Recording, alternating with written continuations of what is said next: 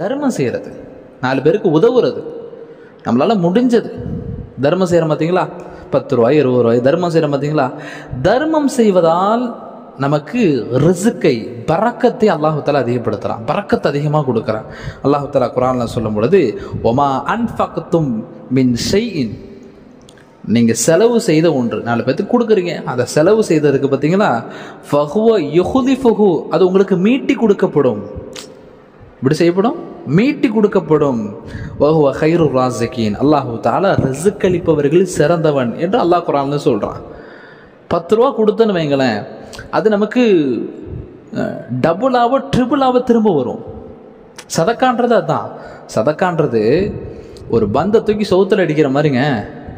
பந்தை தூக்கி சவுத்தில் அடித்தா அது அப்படி நின்றுமா? நம்மக்கிட்ட திரும்ப வரும். நம்ம கொடுக்க கொடுக்க அல்லாஹ் திரும்ப நம்ம கொடுத்துக்கிட்டே இருப்பான்.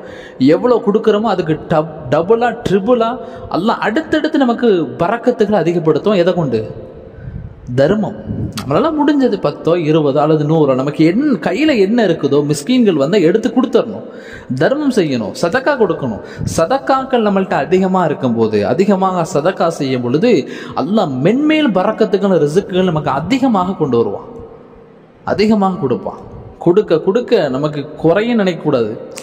ஐயோ பாக்கெட்லேருந்து 200 இருக்கு, 100 ரூபா எடுத்து கொடுத்துட்டோம், குறைஞ்சுன்னு நினைக்காதீங்க. அல்லாஹ் திரும்ப கொடுப்பான். ஏதாவது ஒரு வழியில் அல்லாஹு தஆலா திரும்ப கொடுப்பான். அப்போ சதக்கா என்பது நம்ம அதிகமாக செய்ய செய்ய மென்மேலும் அபிவிருத்தியும் பரக்கத்துகளை நம்ம கொண்டு வரும் அப்படின்னு நம்ம புரிஞ்சுக்கணும்.